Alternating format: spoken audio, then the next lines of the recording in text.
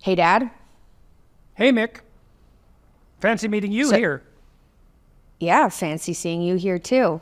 Well, this might not be the most fun conversation, but I thought before we delve into how awful this is, I thought I could just read a brief background I wrote about what's been going on so people are caught up to speed. Is that okay? Yep. Okay. The gist of it is it looks like your license is getting taken away.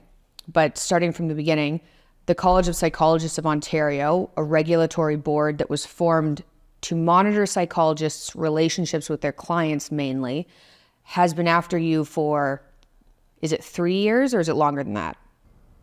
It depends on the waves, but for this issue, it's been 3 or 4 years, yeah. So working professionals like doctors, lawyers, massage therapists even, are all overseen by regulatory boards. What regulatory boards are supposed to do is give clients who've been basically abused by working professionals a place to go to complain to. What happened to you is a bunch of people who weren't your clients, random people online from all over the world, complained about a number of your tweets, as well as comments you made on Joe Rogan. The sorry not beautiful tweet in reference to a extremely obese swimsuit model, a tweet criticizing the government of Canada, a tweet saying that physicians removing women's breasts for being trans was criminal, and one, I thought, fairly entertaining tweet suggesting that this is the tweet that people online are saying you were inciting suicide, which honestly, I think you'd have to have the IQ of a beetle in order to think that. But anyway, you responded to someone who thought the world's population was too high and suggested that he should include himself in the depopulation he was already suggesting. The college basically took all those complaints and decided that you pose a moderate risk to the public. And I quote, the tweets were undermining public trust in the profession of psychology and trust in the college's ability to regulate the profession in the public interest. So completely ignoring the fact that one, morbid obesity should not be encouraged as it kills people. Removing your breasts and sterilizing yourself should not be encouraged. And I'm not even sure why we'd have to explain that criticizing the government should be protected and sarcasm is a form of humor.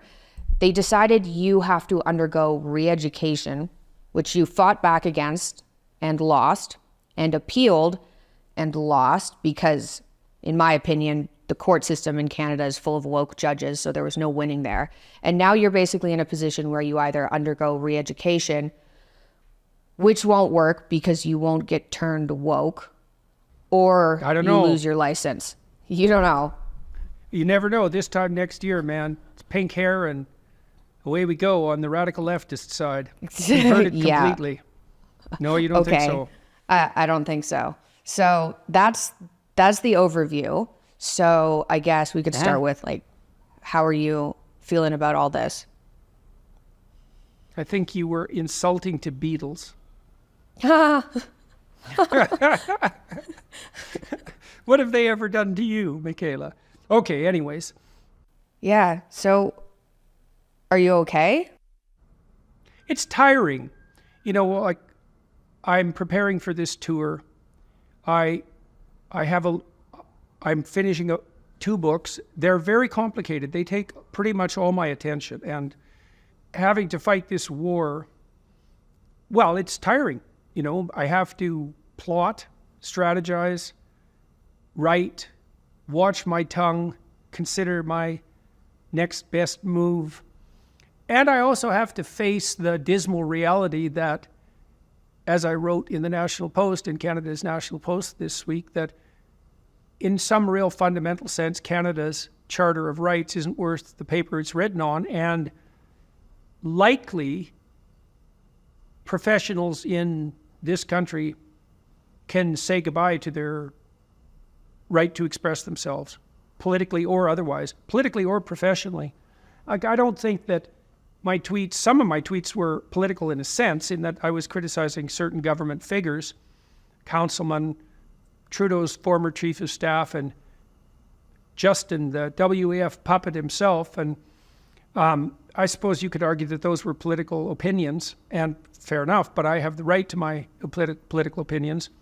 The tweets that I really got criticized for, particularly the one regarding Page, page, or however he or she wants to be referred to, I also regarded that as a professional obligation, because I think it's incumbent on psychologists with an ounce of integrity to point out the danger of having self-deluded, narcissistic, self-destructive celebrities parade their proclivity to self-sterilize and self-mutilate as a public good on their public forums.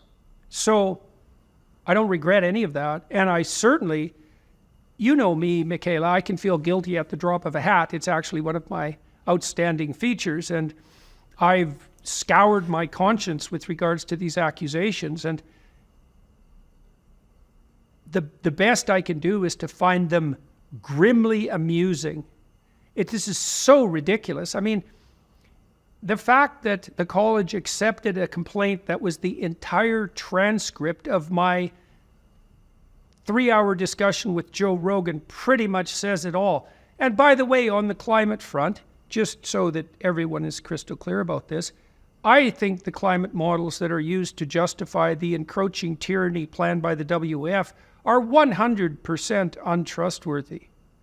And I think that the notion that we should let people terrify us to death with notions of an impending climate apocalypse so that we have to be locked down in every possible manner, give up our automobiles, give up our flights, private or otherwise, give up our right to buy clothing, give up our right to eat, give up our right to keep grandma warm or cool in the summer, let's say. It's like, no, sorry, no, wrong in every possible way. And more people are waking up to that realization. You know, some of these tweets are now 2 years old. I think they've aged remarkably well, personally. And so I don't see where the crime is here, man. I think the crime would have been holding my tongue. So, and you know, you asked me how I'm doing. It's like, this didn't really come as a surprise. So I'd already prepared for it. And as you and I spoke about last night, and I've talked over with Tammy too, and with Julian, my son, for, you know, to some degree, we're going to see what good we can make arise from this. And if this is my opportunity to further expose the machinations of the radical left, narcissistic, resentful, woke mob, then bring it on, boys. We saw what happened to Claudine Gay. We saw what happened to the president of UPenn. If the good people at the Ontario College of Psychologists think they're immune from such things, they have another think coming. So, you know, and maybe I'm wrong. I'm not wrong about the damn tweets. You know, I might be wrong about how this is going to unfold. But even there, the worst thing they can do to me is take my license. Now, they're definitely planning to do that, because the rule is I have to be educated by people of their choice at my expense for whatever length of time they deem suitable, until, by their standards, I've learned whatever the hell lesson I'm supposed to learn. And I can't even imagine what that lesson would be. It's like, what? Don't tweet? Don't speak? Don't think? Don't tell my clients the truth? So I don't know how to learn that lesson. I don't know how they're going to measure whether or not I've learned it. I don't know who they're going to get to measure it. I have no idea who they're going to get to teach me. I guess we're going to find out. I would like to find out. I'm very curious about that person. And so I'm set up for failure. And, you know, my detractors will say, well, Dr. Peterson, you set yourself up for failure. You know, whatever. But those are the Beatles I was referring to. Yeah, I know. And, well, I don't think I've set myself up for failure. I wouldn't say the evidence so far suggests that I have. And so, you know, it's so much of it's preposterous. One of the things I asked the college, they never answered. I asked them 40 questions in a letter of this level of impossibility. So one of them was, all right, so you got about a dozen complaints. Maybe they got like 17 complaints and decided to proceed with 13, something like that, from people from all over the world, detailing out my crimes, as we've discussed. many of those complainants claimed falsely in writing to be clients of mine, by the way, which didn't invalidate their opinions apparently. None of them, just to be clear about this, none of them were clients of mine or new clients of mine or were anyone I commented about on Twitter or knew anyone I commented about on Twitter. So we want to be clear about that. And I can't see how this can play out in any other way than I take the course, it doesn't work because it's set up not to work, then they take my license. Okay, now what's the consequence of me losing my license? Well, it's annoying, you know, because those are hard licenses to get, and I worked very hard to earn and deserve that license and to maintain it. And also very hard at being a good therapist, which I was. There were no complaints taken against me by anyone until I became known in the public sphere, you know, so that's a good thing to consider. And I'm not that happy about the prospect of the woke Beatles that you described having their way with my professional credentials. It annoys me deeply. Now, on the other hand, I'm not dependent on that license anymore. I have other tricks up my sleeve, so to speak, anyways. And at some point, I'm going to determine that being a member of their pathetic little incestuous, ideologically addled, resentment-ridden, bureaucratic, pea-brained, micro-souled club is not worth the effort. And I suppose we're probably there already, but I have something to do publicly, you know, in my delusion. And like I said, maybe I'm wrong and I should just shut the hell up and pack up and go home. But my sense, grandiose though it may be, is that these bloody colleges, regulatory boards, they pose a major threat to the free speech and free thought of all Canadians, not just professionals.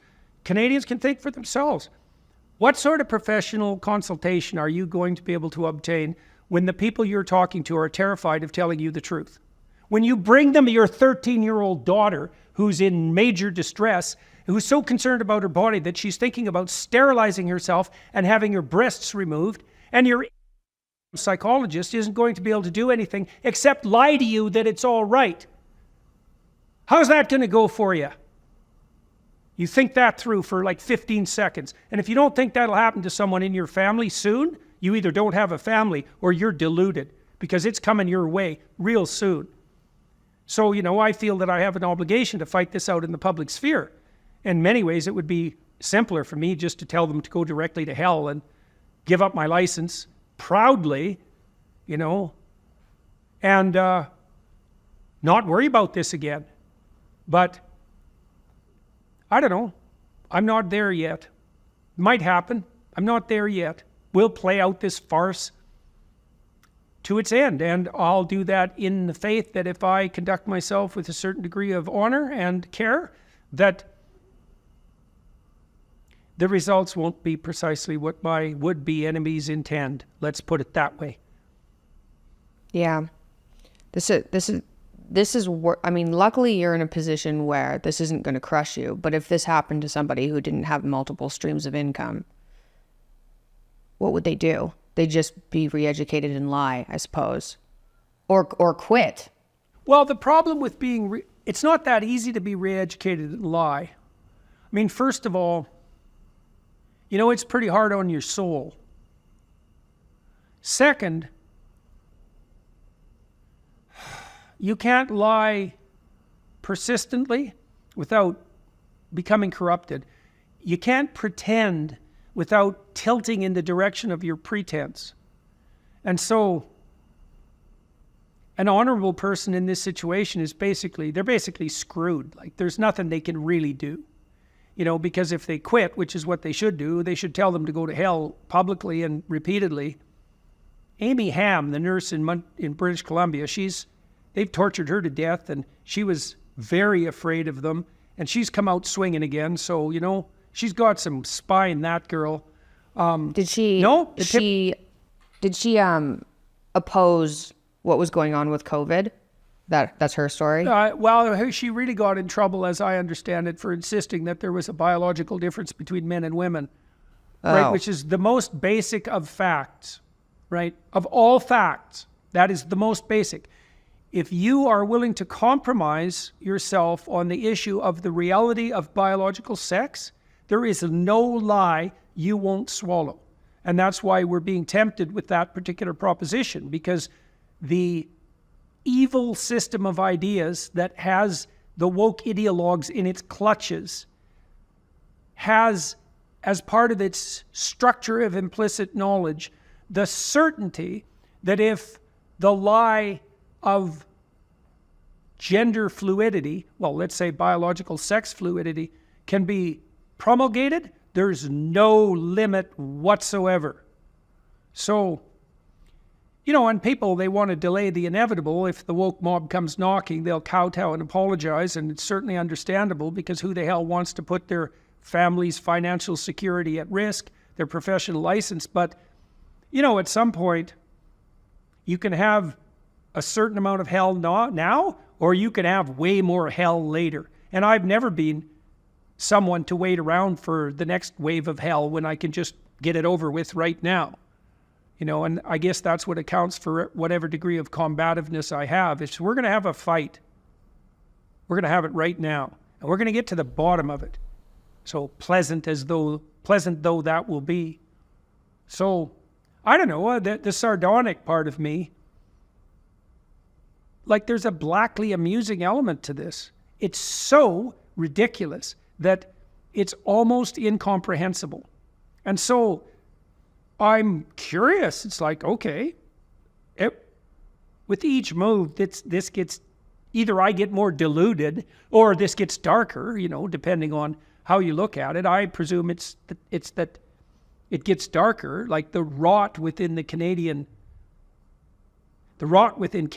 gets exposed more deeply. I mean, we've seen something similar, as I said, take place on the university front in the United States. And, there are lots of people jumping up and down about that, like right now, like Bill Ackman and Christopher Rufo. And Rufo probably knows more than anyone else about how deep that rot goes. But, would-be Democrats like Ackman, they're shocked by Claudine Gay and the president of UPenn and MIT. It's like, if that shocked you, you guys have a lot more devils to encounter in the next few months. This is a big problem. And Canadians, I've thought about this a lot. For about 150 years, Canadians could rest assured in the essential reliability of their fundamental institutions. And maybe Canada foremost among countries in the world. Arguably the Scandinavian countries were in the same league, and certain European countries, and the United States on a good day. But Canada was pretty damn stable. Kind of dull, a little hard on excellence, but reliable, orderly, stable, predictable, peace, order, and good government sort of place. And like that was 1995, boys and girls. And wherever the hell you are now, it's not there. And Canadians not only don't know that, they don't want to know that, but also they don't even know how to find out to know that, because especially the older Canadians, they're accustomed to relying on legacy news services like CBC, Canadian Broadcasting Corporation, to provide them with, at least quasi-valid information. Well, forget about that. Yeah. Like, those days are gone. That ended in 2015. That's quite a while ago now. So, let's let the comedy roll, man. And, one of the things the CPO people don't understand, probably don't want to understand, is that I had to hold my tongue and bide my time while this legal action was proceeding. And now it's like, it's very dangerous to put someone in a position where they don't have anything to lose. I don't have anything to lose. The worst they can do, and this is what they'll do, is they'll take my license, and then I'll be known by those who wish to foster enmity against me as now disgraced Canadian psychologist Bernt Peterson. But what that's going to do, I believe, is bring disgrace to those who levy that epithet. It'll just undermine the validity of the designation itself. It'll undermine public trust in the idea of psychologist, in the reliability of that designation. Now, that's a pretty preposterous claim, but And maybe I'm wrong. And if I'm wrong, well, I'm willing to take the punches. But there's a reason that people bought 11 million copies of my book. The reason they bought 11 million copies of 12 Rules for Life was that they found it helpful, like psychologically helpful, which was its purpose. There's a reason that the video interviews and lectures that I produced on YouTube and released on YouTube, mostly for free, not that I haven't benefited financially from all of this, because I certainly have, and I'm not the least bit ashamed of that. In fact, I'm pretty happy about it and grateful for it and hope it will continue. And I'm striving to make sure it does. It's like, there's a reason people are watching those videos and listening. So we'll see whose reputation suffers. Hopefully I won't do anything too stupid and angry along the way. And I don't think I will, because I'm actually not particularly angry. It's like, I digested all this a long time ago. I'm sad about it. I'm sad for my country. You know, and we've talked too. You moved. I could move to Arizona and have a heartbeat. Yeah. You know, my son, Julian, he's an American. He could leave. Lots of Canadians are moving. 3 times as many Canadians move to the U.S. as vice versa. We're going to be the worst performing economy in the developed world for the next 30 years by the current projections. Really? We make less money now in Canada on average than people in Mississippi. And sorry for everybody in Mississippi to use you as that example, but hey, you're all doing better than Canadians, so you can be happy about that. It'd be much simpler for me just to say, oh, you know, pack up all my troubles in the old kit bag and hit the road. You know, it's not like I'm not used to moving around, but I don't know. It's kind of interesting. So, and I also feel a certain moral obligation. Mm-hmm. Do you think that you're going to continue this battle legally? Well, we do have one avenue. There is one appeal route left. We can appeal directly to the Supreme Court. It's a very low probability maneuver, and you know, another loss. Who knows, right? Because assume that gets rejected, which is the most likely outcome. Well, then those who are not very fond of me will say to those who want to believe, well, you know, 3 different levels of Canadian judiciary decided that Dr. Peterson was wrong. Who the hell is he to make claims that this is an inappropriate response? And look, I can understand why people would believe that. I would want to believe that. You know? Yeah, it means the entire court system is compromised. Well, basically. it implies it certainly implies that. You'll be happy to know now, though, that the federal court today announced that you have the right or even the obligation to reveal your pronouns when you address the court, and that you also can start your whatever it is you're doing with an Indigenous land acknowledgement. So people can make of that what they want. Yeah, they just announced that on Twitter today. Arizona sounds like the right move. That's my opinion.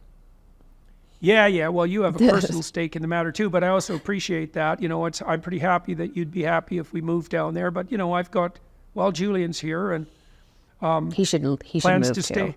Yeah, well, there's plenty of people thinking in that direction. But for now, I think I'll continue in the course that I've set myself on, and Tammy's behind it, and you know, I'm willing to play come what may. You know, I already have my ducks in order with regards to my strategies. I'm going to say what I think. I don't really care what happens. Like that's not exactly. It's not like I don't care. That's wrong. Sorry, that's ill-stated. There isn't anything better that could conceivably happen to me than exactly what will happen to me, regardless of how it appears, if I am careful and state the truth. I firmly believe that. I don't even think I believe it. I think I know it. Whether you're feeling stressed, anxious, or simply seeking a moment of peace and tranquility, the Hallow app has something for you. Hallow offers an incredible range of guided meditations and prayers that are designed to help you deepen your spirituality and strengthen your connection to God. With Hallow, you can explore different themes and types of prayer and meditation, such as gratitude, forgiveness, and centering prayer. You can also choose from different lengths of meditation to fit your schedule, whether you have a few minutes or an hour. With its user-friendly interface and hundreds of guided meditations, the Hallow app has quickly become a go-to resource for people seeking spiritual growth and healing. Download the app for free at hallow.com/Jordan. You can set prayer reminders and track your progress along the way. Hallow is truly transformative and will help you connect with your faith on a deeper level. So what are you waiting for? Download the Hallow app today at hallow.com/Jordan. That's hallow.com/Jordan. hallow.com/Jordan for an exclusive 3-month free trial of all 10,000 plus prayers and meditations. So whatever success I've had is because I say what I think. And obviously I paid a certain kind of price for that.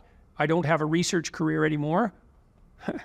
Although that's not exactly true either, because I have some pretty damn good researchers on my staff, and we're doing some remarkable things at a rate that was like 100 times faster than anything I could do in the university. Like, I don't think in some sense I haven't lost anything. Like, I had to change. I'm not a full-time practicing professor anymore, although I'm still a professor emeritus, so I have that designation. I don't have a clinical practice, but I'm kind of practicing on a global stage. That's not an exaggeration. I don't have a university, but I'm building one. That's kind of interesting. So there's nothing in it that hasn't been gained apart from a certain amount of stress. But, you know, what, are you going to have a life without stress? I don't think so. And if you're not worrying about something big that's real, you're going to worry about something that's small and delusional. So you can forget the whole stress-free thing. You wouldn't even want that if you could have it. You know, people are way too ordinary and unreasonable to want a stress-free existence. You know, you hear people say, I just want to be happy. It's like, oh, that's all you want. It's to be like walking around in a cloud of delight 100% of the time. And then they say just as if that's the easiest thing in the world for anyone to imagine and manage. It's like, no, definitely not. Do you think, like, so I've been talking about this a bit on my Instagram, and people have reached out and said, is there anything I can do to help? But what's the answer to that? Yeah, okay. Sure. Paper would be best, but if you have to do it electronically, do it electronically. Sure. You know, that's helpful. Maybe we'll link that then in the description for anybody who's interested. Sure. I still think it's you're doomed. Your license was gone, like, as soon as you became famous in 2017. Like, it wasn't going to be there, which you said yourself, I think, in 2016 or 2017, that speaking out like this is going to, I mean, you were a bit more doomsday about it, something about lose your career. But I feel like you've been talking about this for a while. I lost my professorship, essentially. It just became impossible. People might be curious about that. You know, I couldn't figure out if I could go back to the university for quite a long time. And it certainly would have been uncomfortable to do so given the woke direction of all educational institutions. But I think I could have gone back and made peace with my colleagues. It's not like I didn't fundamentally get along with them, you know. But I realized once I recovered and could think clearly that I couldn't take graduate students anymore. I couldn't train researchers, because one of the things you're hoping if you train researchers is that they go off to be professors. And I trained plenty of professors, which is a high level of success for an academic researcher, by the way. It's one of the standards by which attainment in those fields is judged. There isn't a hope in hell that anyone who ever worked for me, much less got a letter of reference from me, let's say because they were my student, or who even agreed to be in my lab, would ever get an academic position. So how could I continue as a professor? And then with regards to being a clinical psychologist, well, first of all, once things blew up around me, my life was so complicated that I just didn't have the free capacity necessary to concentrate as diligently on my clients' welfare as would have been necessary. Because when you're in a clinical session with someone for an hour, nothing that's about you is supposed to happen. Right? So if you're preoccupied, well, that's not good. And plus, you'll make a mistake, especially if people are talking to you about really important things. And then also, I have to have free time outside of my practice to take phone calls and so forth, and to drop everything at the drop of a hat in case there's an emergency. You remember when you were growing up. Oh, yeah. How often did the phone ring during the week from a client? In a client in rough shape. I was going to bring that up during this podcast, But how actually. often? I feel like there were a few clients where it might have been every day. Like, it was really Well, and frequent. I gave them my phone number, too. Yeah. So, yeah, you got to be all in if you're a psychotherapist. And there's just no way I could continue with that, not in good conscience, and that was really painful because I liked my clients and they liked me. And, some of them I had a relationship with that was as deep as you'd typically have with a family member, certainly. Like, you get to know people in a clinical environment maybe better than anyone else has ever known them, and if the thing goes well, those are close relationships. And so it was very painful for me and for my clients to have that all evaporate. But the writing was on the wall, and when reality comes knocking, you're a fool if you turn away, regardless of what it is. So, and it's the same thing now. It's like, this looks like bad news, and it's certainly bad news for other professionals. And I think Canadian professionals who aren't woke themselves and who don't have their heads fully in the sand and their nether regions exposed for exploitation, let's say, they know this is bad news. Well, that's the image that came to mind the other day when I was thinking about Canada's situation. Yeah, I know. Yeah, that's part of what happens when you let your shadow talk to you, Oh, man. Yeah, pretty rough, man. So it's tiring. I've been very tired this week, and it's been difficult to concentrate on my book, Wine. And that is a problem because it's due right away. And I suppose to the degree I am angry, I'm angry because I don't like having my time stolen by dimwits who don't have anything better to do with their lives than promote the dogma of ignorant men and moralize about it. I don't like that, to say the least. And part of the reason I don't like that is because I know where it goes. Where it goes is not good. And where Canada is going is not good. It might already be that where Canada is not good. The biggest fear I have right now for the country is that Trudeau will hang on for another year, because getting rid of that man is like trying to get a fly out of sticky paper. Yeah, with all the mess that would entail. And then Pierre Poilievre will be elected. And then we'll find out just how bad things are. And that'll be dumped on his shoulders. And his government will fail because of the cataclysm that he's inherited. The Conservatives will have a one-term shot at it, and then like Mark Carney will be the new Prime Minister of Canada. That's the most likely outcome. And by that time, Canadians will make 40% of what Americans make instead of the 60% they make now. Yeah. So, that's rough and likely. So maybe not, but I have some of the abilities of Cassandra.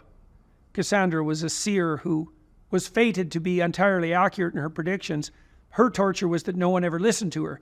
So I don't have that problem because people do listen to me, but I do have some ability to see down the road to where things are going. I mean, I'm optimistic fundamentally. I certainly do believe that as a species, we're on the cusp of a potential prosperity and realm of possibility that's unparalleled. I like that better. I tell you, we could sure carry everything to an unimaginable hell in a handbasket with equal ease. And, I'm hoping that we're all wise enough to pick the former route and not to engage too carelessly in the delights of the latter. And everyone can see that playing itself out.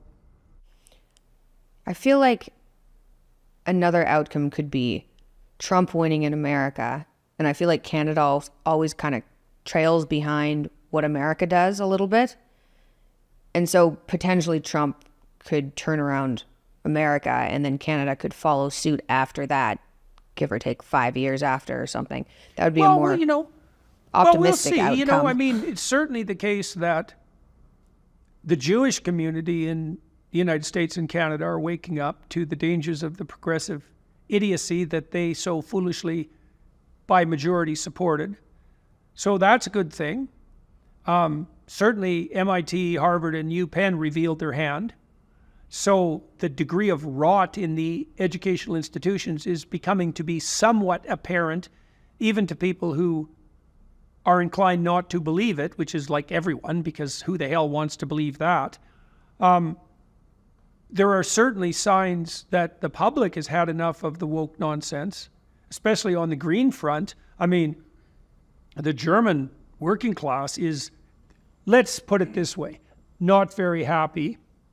We saw what happened in Argentina. Did you see? The new president went to the WEF? Yeah, Did you see his speech? Yeah, I did. Did you see the AI translated version in English? No. Oh man, it's good. Yeah, the AI is really coming along. We're going to use that for Peterson Academy, I think. It looks like he's speaking in English, and he even it's in his voice and his accent. It's really good. I'll send it to you. Yeah, okay. Yeah, well, he, for everyone who's watching and listening, I mean, he went to the WEF to Davos and said, you guys have got the problem wrong. You're the problem. And that's what I think. It's like top-down centralizing globalist green utopians moralizing about the poor expelling carbon while flying around the world in their jets. Yep, they're the problem. Pretty obviously. That's you, Al Gore. It's interesting that they invited him. I thought that was interesting. It is interesting. Yeah. Yeah, weird, right, fair huh? enough. And well, and also good, I mean, that is one of the things that, you have to give the devil his due. They did have enough gall to invite him. So, and he had enough courage to speak. So, that could be worse. And there are other things unfolding around me that are very, very optimistic. We're launching Peterson Academy, as you pointed out, at the end of February, and that's fun. It's a great adventure to see if we can offer high-level university equivalent education for like 10% of the price to everyone. That's a cool thing. The art conference, I started getting involved with this organization, the Alliance for Responsible Citizenship, which is trying to promote a vision of decentralized responsibility as the antithesis of top-down centralizing globalist green utopia / hell. And we had a lovely time at the conference. It was a smashing hit. We got 15,000 people at the O2 afterwards for a public event. That's going great guns, and I really enjoy working with the people that I've been working with. So I have a lot of reasons to be optimistic in my own life. Tammy's doing well, you're doing well, Julian's thriving. I'm not 98% dead, so that's a good thing. So the college thing is a bump in the road in some real way, and also an opportunity. It's an opportunity. It's an annoying opportunity. Well, it is an annoying opportunity, but I'm doing my best to be grateful for it too, because I do believe, and we've had lots of experience like this, and we've already talked about this, is that just because the thing that's happening to you at the moment presents a problem doesn't mean it isn't rife with opportunity. And I do think that's a reflection of the old dragon gold symbolism. It's like you have to confront a dragon to get the gold. But what that also implies is that, well, it might look like a dragon, but maybe it's a treasure house. And we're sort of taking that attitude with regards to Peterson Academy, and also with Essay, the app that I'm working on with Julian. It's like, well, nobody teaches people how to write. Okay, well, if nobody's doing it, and you see that, well, then you could do it. The universities are disintegrating. Okay, well, hey, people still need to be educated. And that's a better way of looking at the world, is just because it looks like I don't know if there's any such thing as an opportunity that doesn't present itself as a problem. It's a great way of thinking about problems. It's not naive. That doesn't make it easy. You know, if you're really having trouble with your wife and you figure out what the trouble is, you could radically improve her life and your life and maybe the ability of both of you to communicate with everyone else. That's a hell of a gift, you know, in the guise of that problem. So I'm okay. Tired. That's the only problem. You know, because I was already working pretty much at 100% capacity, and I suppose there's some danger in that, but I'm trying to finish this book, and it's a really hard book. And so when something like this comes along, I'm burning up energy I really don't have. And there's a certain danger in that, and I get a little more irritable. I think I was mouthy on Twitter last night again after not being so, you know, for a number of months. And that was a bit of a slip. And that's a danger, you know, and it's one of the dangers of this sort of trial by process that I'm in at the moment, is that one of the typical outcomes for people who are pinned down by responsibility-less bureaucrats hiding behind the luxury of their positions is that they get pushed to the point where they do something stupid. And then as soon as they do something stupid, you know, of course they're screwed because their tormentors jump all over them and say, well, we knew you were like that from the beginning. And that's what we were warning everyone for. That's the social justice bird's voice, by the way, in case you were wondering. Lovely. Yeah. Dictatorship by screeching harpy. That's where we're at now, right? We're going to find out what the feminine proclivity for totalitarianism is real soon. We're just doing this for your own good. That's no good. Okay, well, I feel like, is there anything else we want people to know? That pretty much sums it up. Well, I guess we could speak directly to Canadians for a moment. It's like, yeah, if you're watching and listening to this and you want to do something about it, well, write the Ontario College of Psychologists and let them know what you think. Write your member of parliament or your federally or your member of parliament provincially if you live in Ontario. Ask them what the hell's going on. You know, and what they think about the fact that the regulatory boards in Canada now have final say even over the charter rights of Canadian professionals. Ask them what they think that means for the rights of the typical person. Look, guys who are watching and listening, and think about it for a minute. If the right to free speech and thought can be denied to me by my regulatory board and the courts, what bloody chance do you think you have? And then if that doesn't bother you enough, then ask yourself this: what chance do your children have? You know, and if you think I'm a crank and that I'm exaggerating this, well, fine. You're welcome to that opinion. You might even be right. I don't think so, but you might be. And you can take your chances just like everyone else. But if you think I am right, you better think about it, because the news on the Canadian front is not good. This country is in serious trouble, way more than people think. And the most likely outcome is exactly, I think, the one I described. The Liberals will be turfed out temporarily. Pierre Poilievre will take the hit. And certainly the establishment will do everything they possibly can to blame everything cataclysmic that Trudeau has been producing on Poilievre. That's obviously the best strategy. And then we'll have another Trudeau clone, some elitist intellectual, even though Trudeau is by no means an intellectual. He has all the pretensions of an intellectual. He has none of the intelligence or wisdom, a certain cunning, that's for sure, and no shortage of self-confidence. We'll get another one like him, and then it'll be time to move to Arizona. Okay, well. Anything else, kiddo? Any cautions on your part?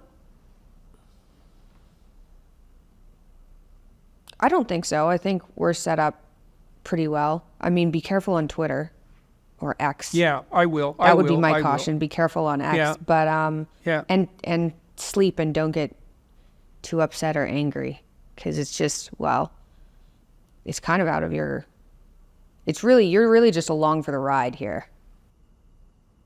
You know, that's kind of true of life in general. You know, you're kind of swept along, and you got to ask yourself what you want to be swept along by. And I would say you want to be swept along by your relationship with God, and you want to be swept along by the truth. Because if you're swept along by falsehood and the prince of lies, you're being swept towards something so abysmal that the worst of your paranoid imagination would stretch itself beyond its capacity to imagine. So Oof. I'll say what I think, like I have for years, and I'll pay my price, whatever that is, and I'll reap my rewards, whatever those might be. And I have confidence in not only in the outcome, but even in the process, painful though it may be, you know, at certain moments.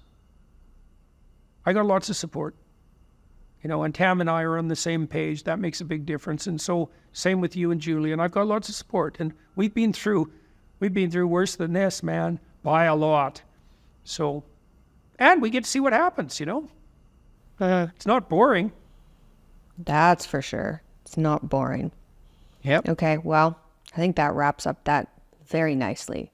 Thanks, Dad. Good luck with everything. Okay. Bye-bye.